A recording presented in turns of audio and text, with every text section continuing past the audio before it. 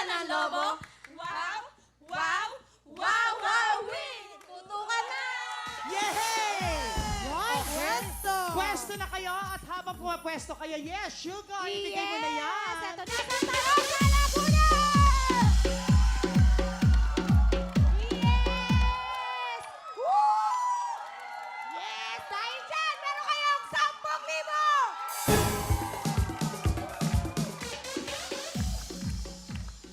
At habang nakapwesto na kayo na ito ng mga mechanics natin, Yes, eto na. Yan, kailangan lang putukin ng 8 lobo sa pamamagitan ng pagupo. At si 1, puputukin si 2.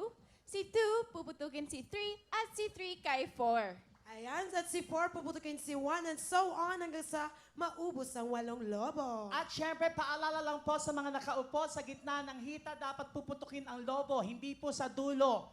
At syempre pabawal na bawal po na kurutin ang lobo. At paalala, hindi rin pwedeng sa upuan putukin. Correct. Bukod doon, bawal ding tuhurin at sa mga upo, bawal niyo pong hawakan at balakangin ang mga lobo. Maliwanag ba yon?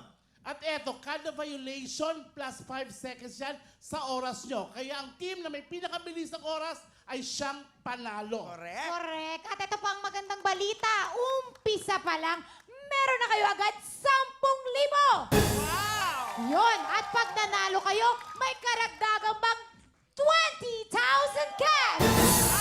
A total of 30,000 cash! Yes, kaya Okay. naman, ano? Ready na ang ating unang grupo. Eto na, sina... Check! Kat, Rose, Lenny, Santa Rosa, Laguna, putukan na!